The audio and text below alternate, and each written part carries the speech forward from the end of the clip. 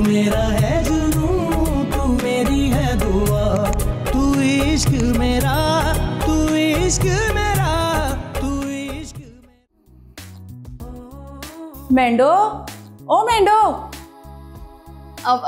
जी aunty. अच्छा मैं जा रही हूँ, तो ना सैंडो का ध्यान रखी।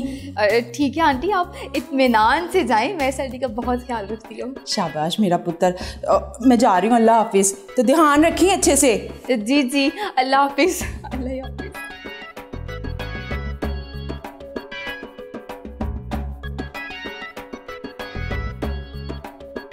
ए आंटी किधर है वो दोनों? ओ हेलो, ये किस तरीके से बात कर रही हो तुम? कौन और कहाँ और किसका पूछ रही हो? उन दोनों फ्रॉडनों का जिन्होंने हमें गलत रास्ता दिखा के मेरा घर खराब किया है। की मतलब है? मैं समझाती हूँ आपको।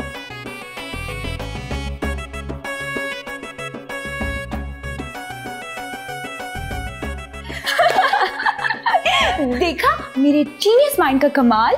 जीनियस नहीं, इविल माइंड। जो भी है, आंटी को भगा तो दिया, जान तो छुड़ा ली उनसे। जान छूटी नहीं, जान तो अब फंसी है तुम दोनों की। आंटी जी, आप गई नहीं, आप जाती क्यों नहीं है? तुम दोनों की मौत ना मेरे ही हाथों लिखी है। लेकिन आंटी मैंने तो कुछ नहीं किया।